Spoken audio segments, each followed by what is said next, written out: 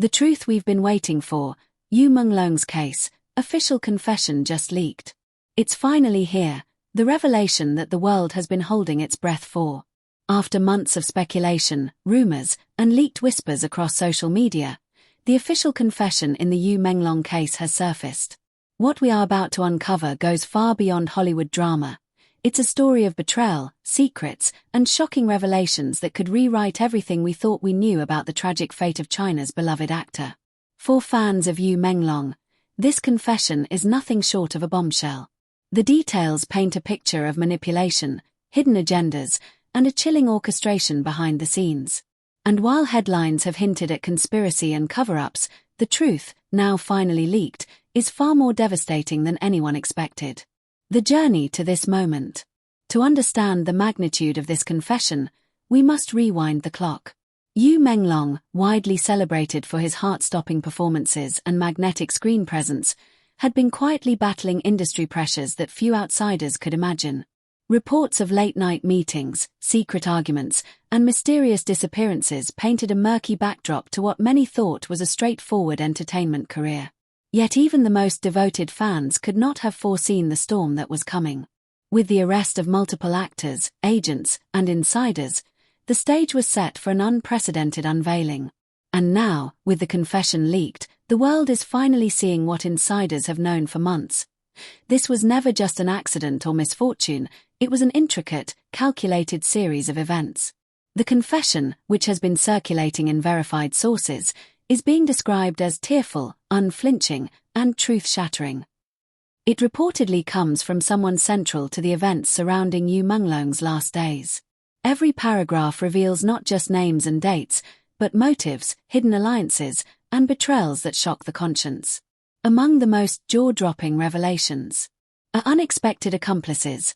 Individuals long trusted in the entertainment industry were allegedly part of a covert network that manipulated events leading to Yu Menglong's death. Financial schemes. Evidence points to large-scale manipulation and exploitation, with Yu Menglong's career and finances reportedly used as leverage. A web of deception.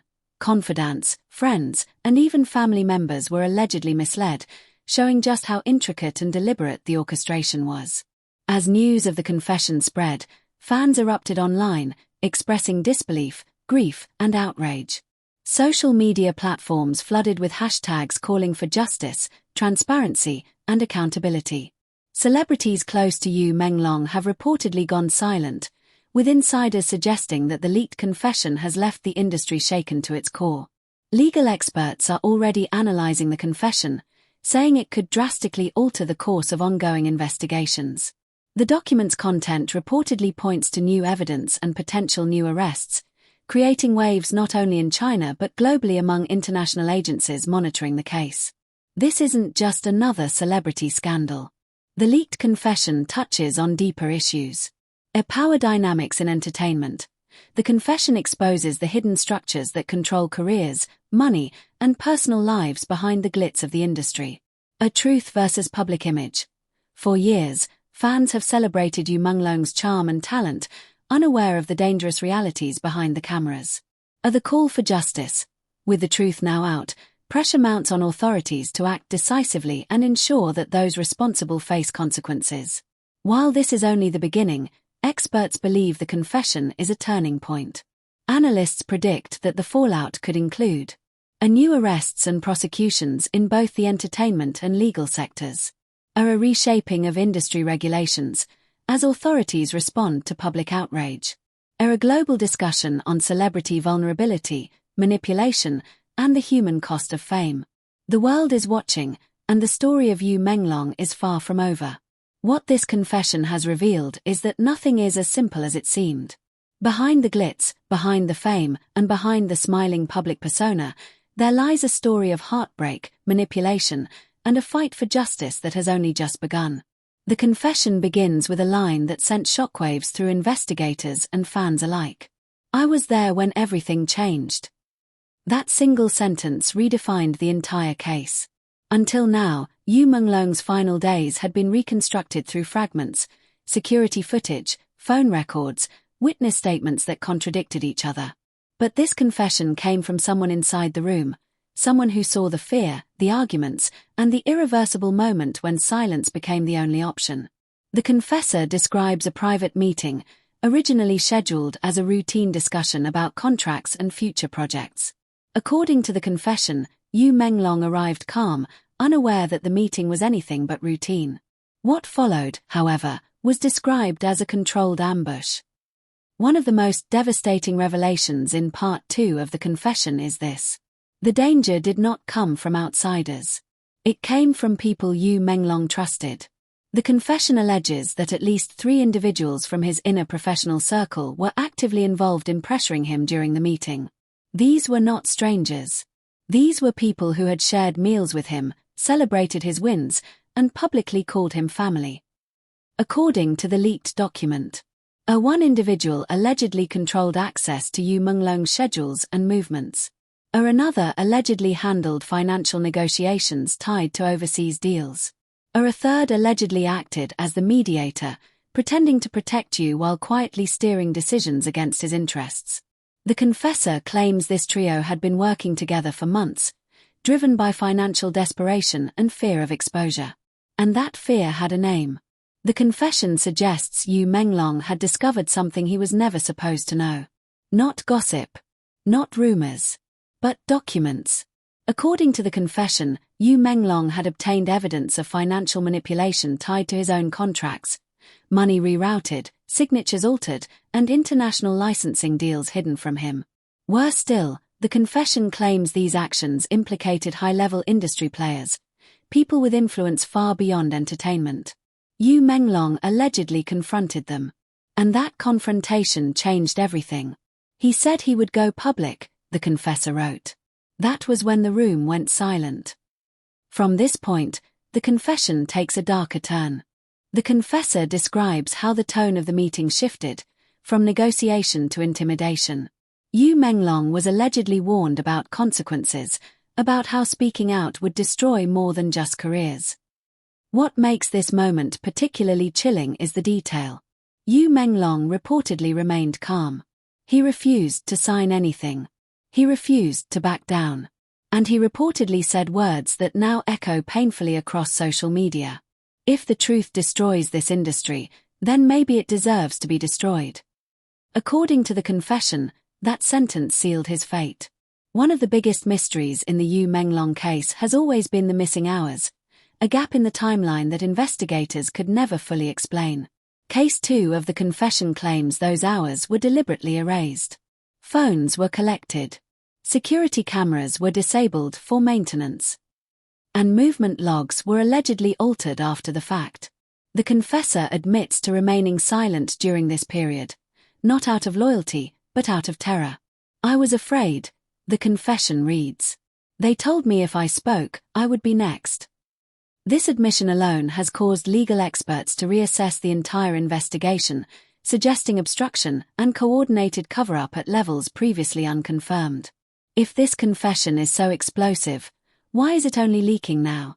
According to sources close to the situation, the confessor had been living under constant surveillance, digitally and physically. Attempts to speak anonymously were reportedly blocked. Messages disappeared. Meetings were cancelled without explanation. The turning point. Another arrest. Case 2 reveals that once a secondary figure was detained, the confessor realized the protection network was collapsing. Silence was no longer safety. Silence was guilt. So the confession was recorded, duplicated, and leaked. Since the leak, something strange has happened. People who once spoke freely about Yu Menglong have gone quiet. Scheduled interviews were cancelled. Social media accounts were locked or wiped clean. Industry insiders say this silence isn't coincidence, it's fear. Because if case 2 of the confession is true, this case isn't about one tragedy. It's about an entire system built on secrets.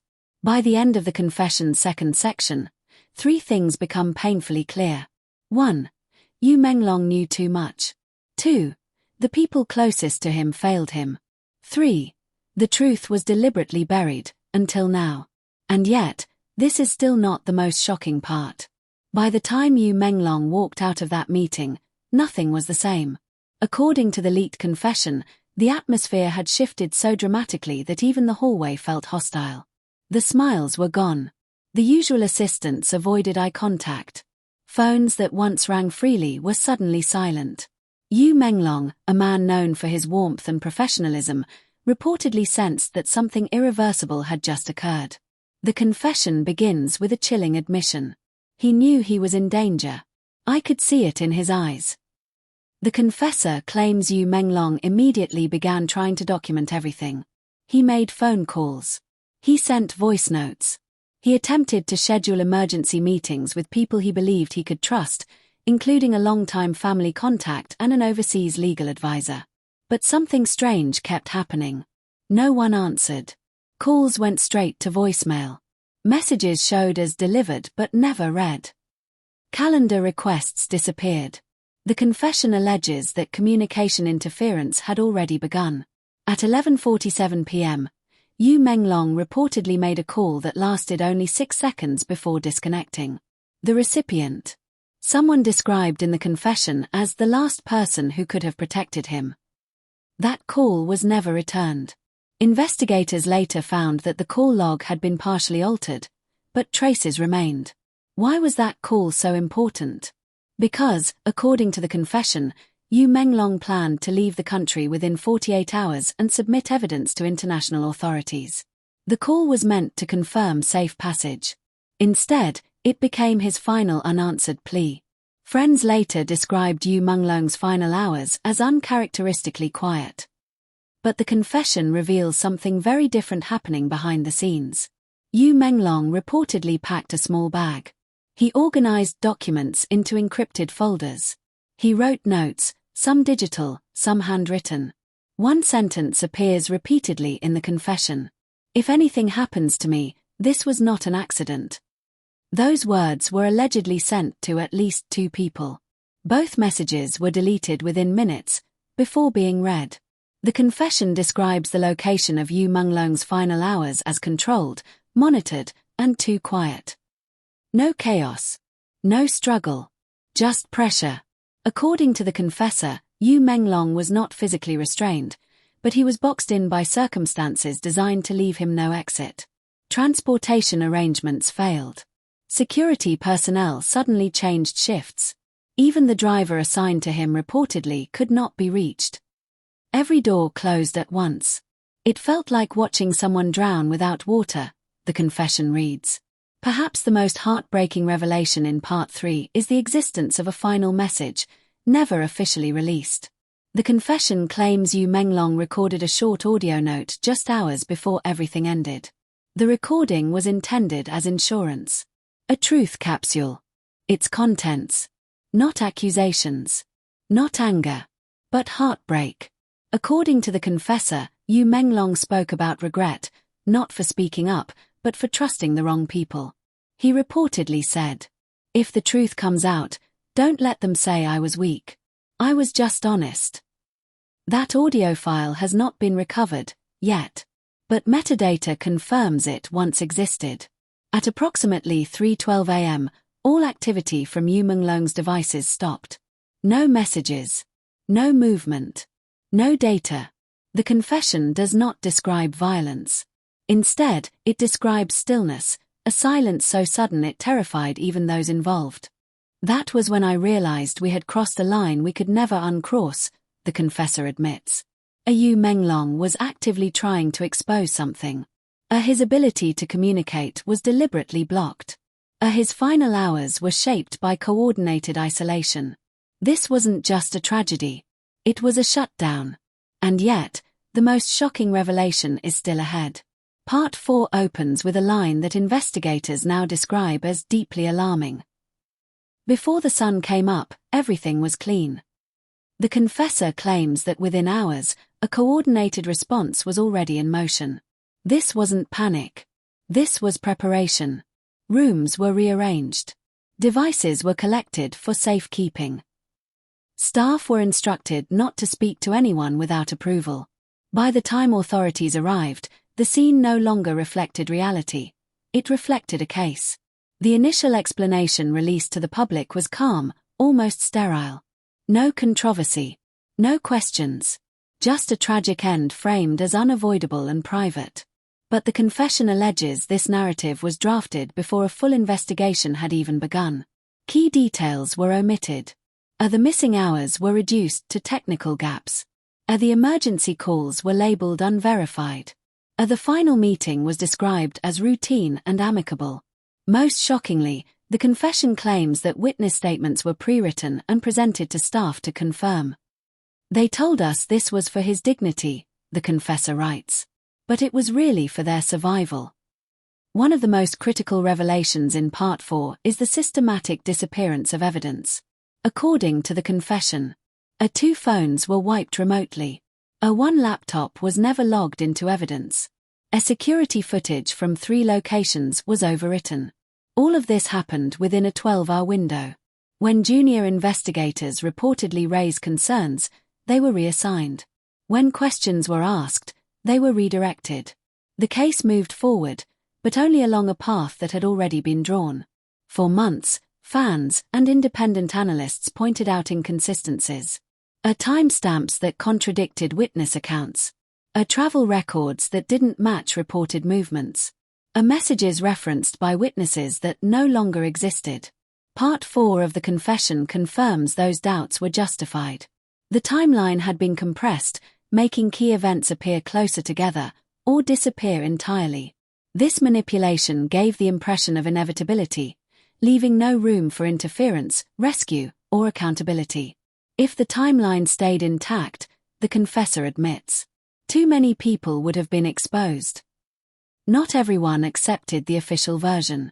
The confession reveals that several individuals, assistants, technicians, and 1 medical professional attempted to raise concerns.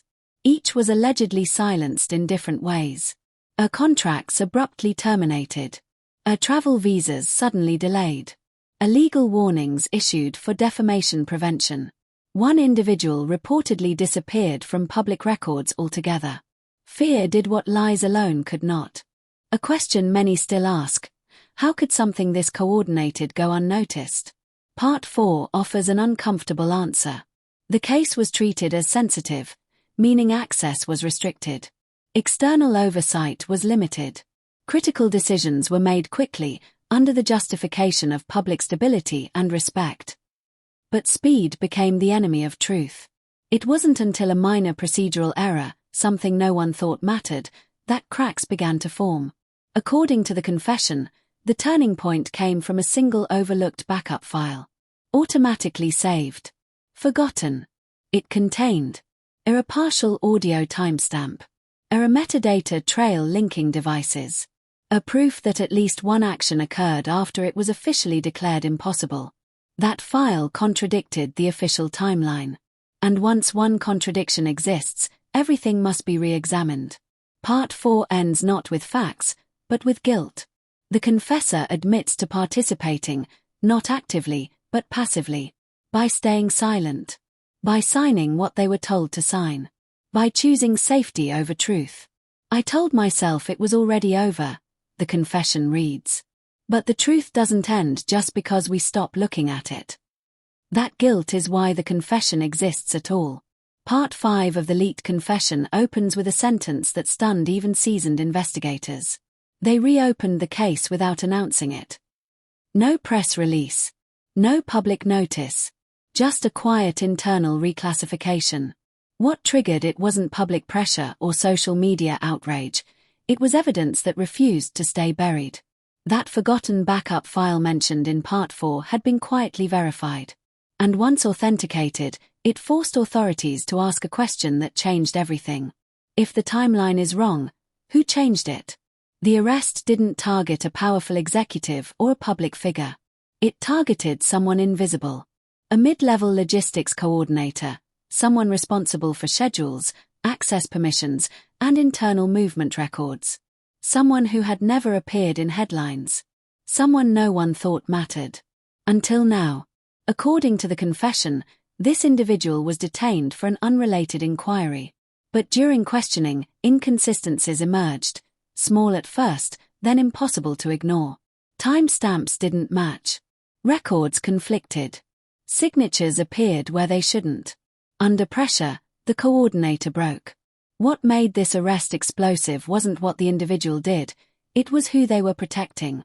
The confession reveals that the coordinator admitted to receiving direct instructions to delay reports, modify access logs, approve changes they did not authorize. And those instructions didn't come from one person. They came from above. I wasn't covering it up, the coordinator reportedly said. I was following orders. That statement sent shockwaves through the investigative team. Because it meant the cover-up was not improvised. It was commanded.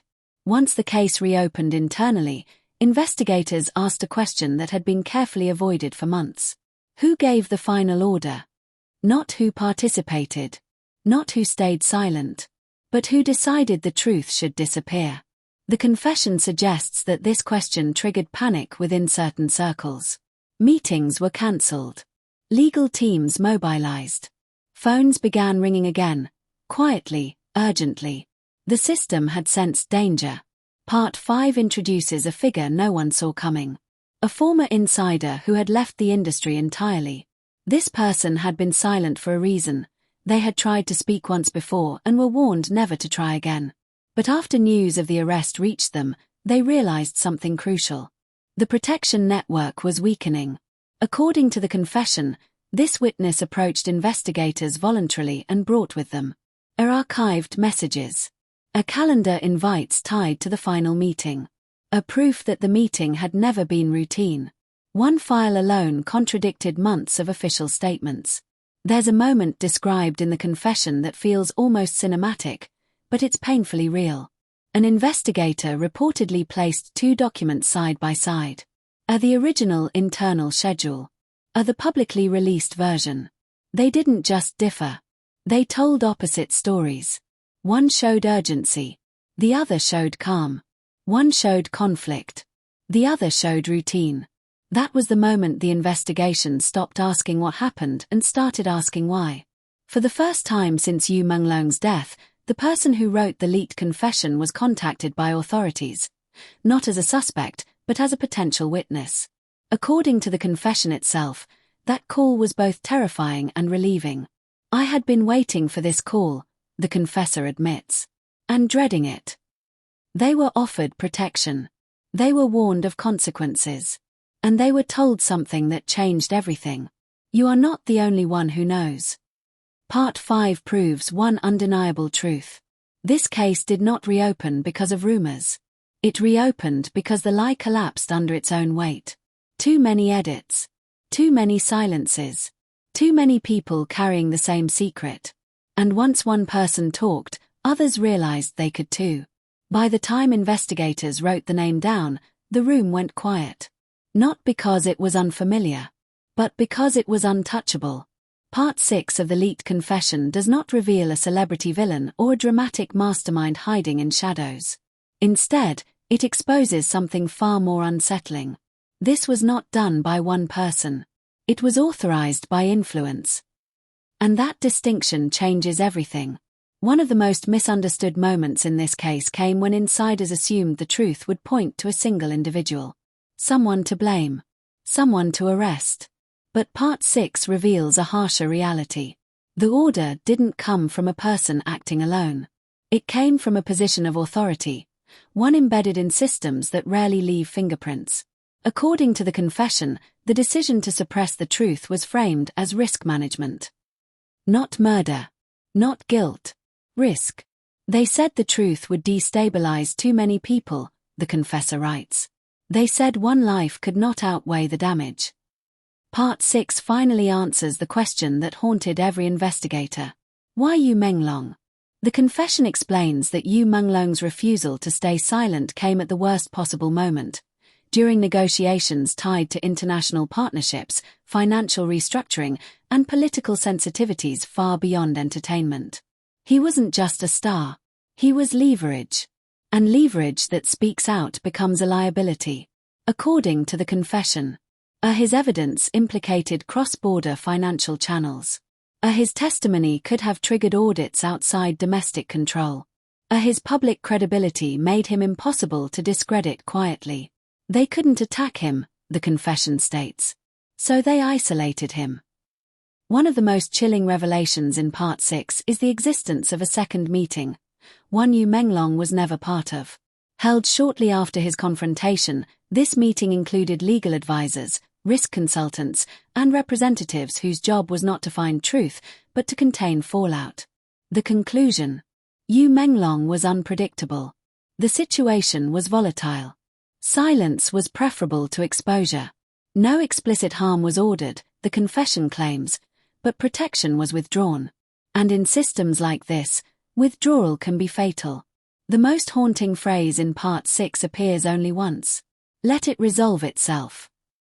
Those words, according to the confession, were used to justify inaction, knowing full well what that inaction would cause. No assistance. No intervention. No correction when the timeline was altered. Just distance. And distance, when carefully engineered, becomes a weapon. Once investigators understood the source of the order, progress slowed. Not because evidence disappeared, but because jurisdiction blurred. The confession describes a delays in document requests, a sudden reclassification of materials, a warnings about overreach. Every step forward required permission from the very structure now under question. That's when investigators realized something terrifying. This case wasn't just about justice. It was about who controls the truth. Part 6 becomes deeply personal near the end. The confessor admits they feared not arrest, but erasure. Becoming someone who never existed, professionally or legally. "I understood then," they write, "that the system doesn't need to threaten you. It just needs to forget you."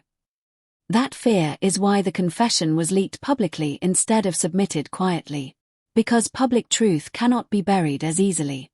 Within hours of the leak, hashtags calling for justice trended globally. A hash justice for Yu Menglong. A hash expose the truth. A hash no more silence. Fans, journalists, and celebrities shared fragments of the confession, amplifying its reach. Each post revealed a piece of the puzzle, from the erased hours to the unanswered calls, creating a network of scrutiny that the industry had never experienced before. The world could see what insiders tried to hide, the confession reads. And the panic, it was immediate. Several actors and colleagues, previously silent out of fear, began cautiously speaking out. Some posted indirect messages on social media expressing grief and solidarity. Others quietly reached out to investigators, offering testimony or corroborating evidence. According to the confession, one high-profile star reportedly provided a recorded statement about a suspicious meeting months before Yu Menglong's death. A prominent producer, previously considered untouchable, was suddenly under scrutiny after the leak. Even foreign media outlets picked up on the story, linking it to broader issues of industry corruption and systemic abuse. The confessor notes, "It felt like the walls were shaking for the first time." As public pressure grew, authorities could no longer claim routine closure. Investigators reopened files, reviewed logs, and, crucially, began questioning individuals who had previously been overlooked. Part 7 of the confession emphasizes the significance of this shift. The system had relied on silence. Now, silence was impossible. Several legal experts described this as a turning point in the case. The confessor claims that new subpoenas, international cooperation, and forensic audits began revealing inconsistencies that were impossible to explain away. The case suddenly became more than a domestic scandal. Financial documents, overseas contracts, and foreign communications cited in the confession drew attention from global investigative journalists. According to the confession, this international lens put unprecedented pressure on the original cover-up network. Banks flagged suspicious transfers. Legal offices abroad requested clarifications on contracts. Investigators in multiple countries coordinated to compare notes. The confession describes the atmosphere among those who tried to suppress the truth as nervous, jittery, almost frantic. Part 7 reveals that the backlash began producing tangible effects. Arrests of mid-level enablers, some of whom had helped manipulate timelines or delete evidence. Resignations within agencies tied to the cover-up. Public statements from previously silent officials acknowledging gaps in earlier investigations. The confessor notes with a mixture of relief and fear. They were losing control, and for the first time, I felt that Yu Menglong's story might actually matter. This section of the confession is critical because it demonstrates a fundamental truth. A power can manipulate narratives, but only temporarily. A public scrutiny is a force even insiders cannot fully contain. Yu Menglong's legacy became the spark that forced truth into daylight. According to the confession, once investigators and international partners had reviewed the evidence, the dominoes began to fall. For years, these individuals had operated under the assumption that their positions and influence made them untouchable.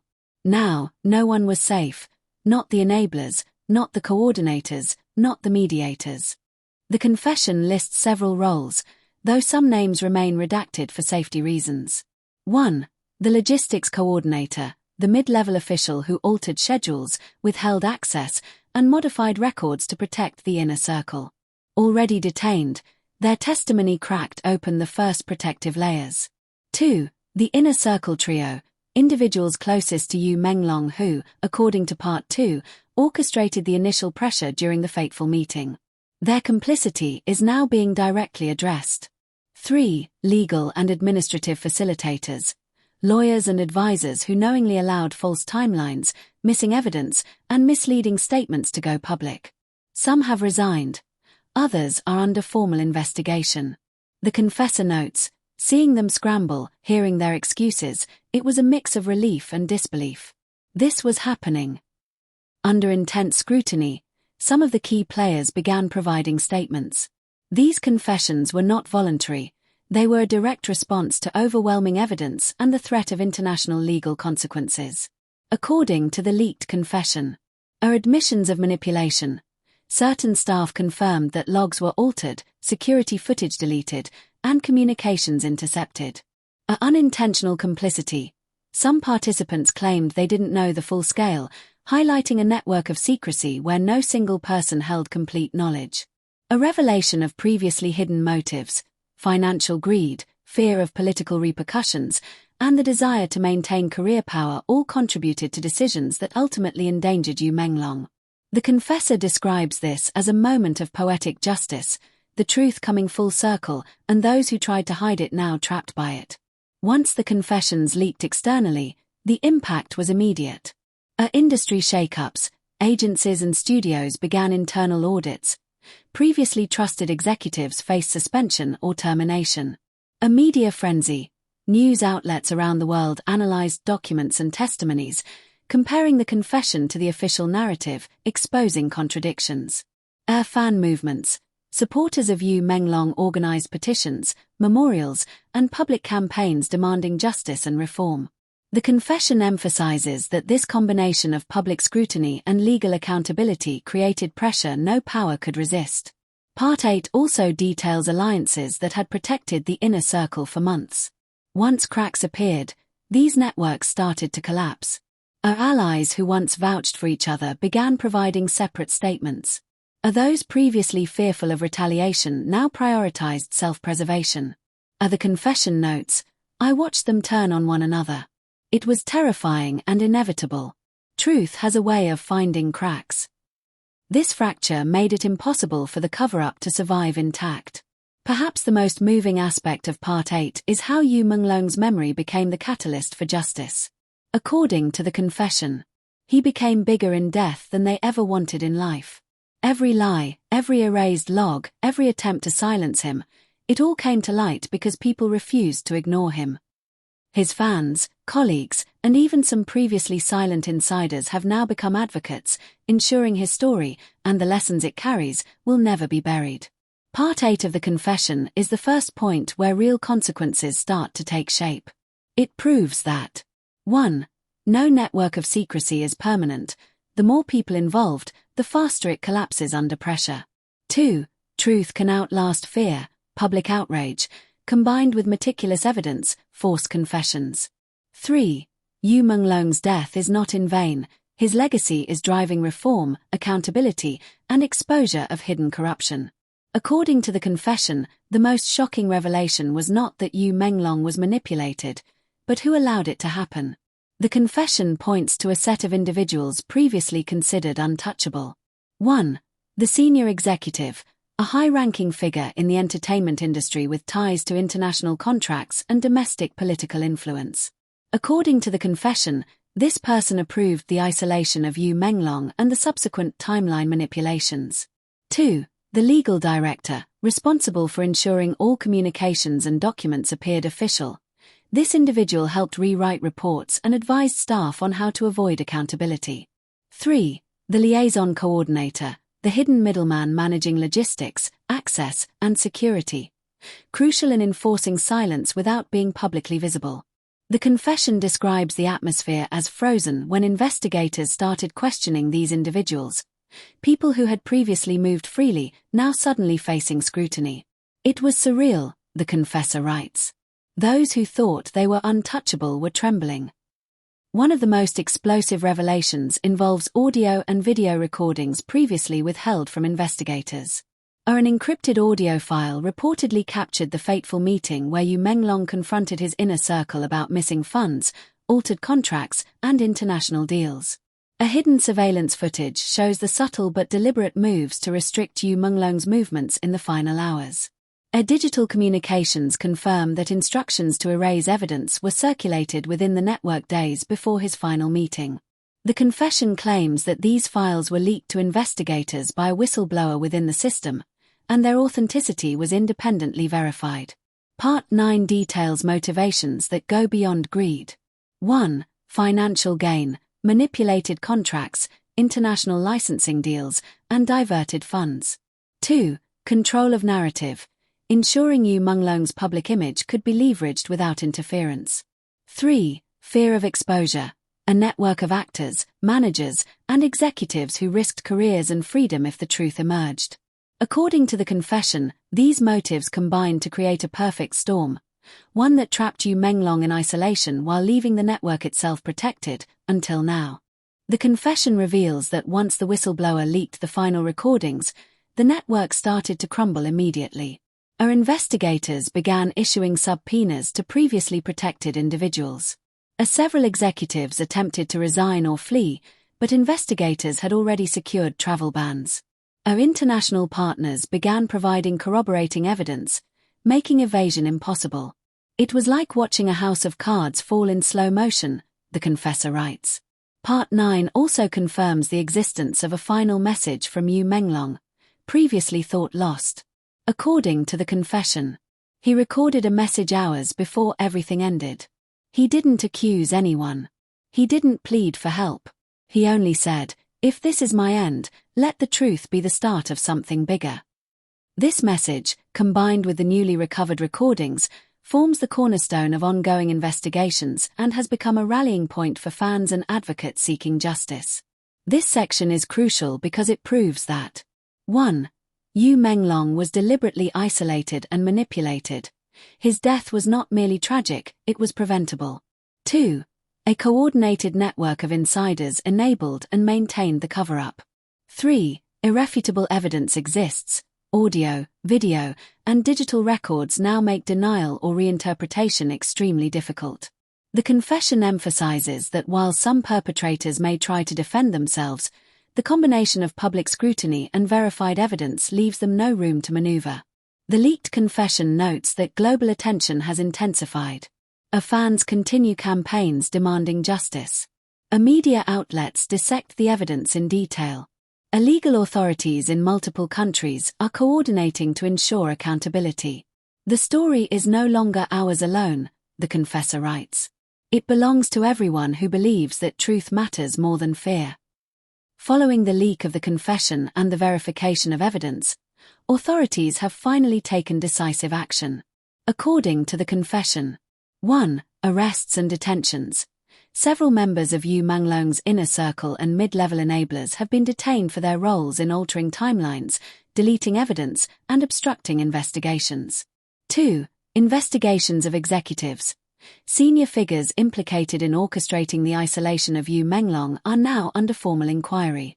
Some face suspension, while others are under close legal scrutiny. 3. Legal reforms in the industry. Preliminary reforms are being discussed, including stricter oversight of contracts, timelines, and communications to prevent similar abuses in the future. The confessor emphasizes, for the first time, the system is being held accountable. Not just for what happened, but for letting it happen. One of the most powerful points in Part 10 is how public pressure changed everything. The confession repeatedly notes, a fan campaigns amplified the truth, refusing to allow the case to be buried.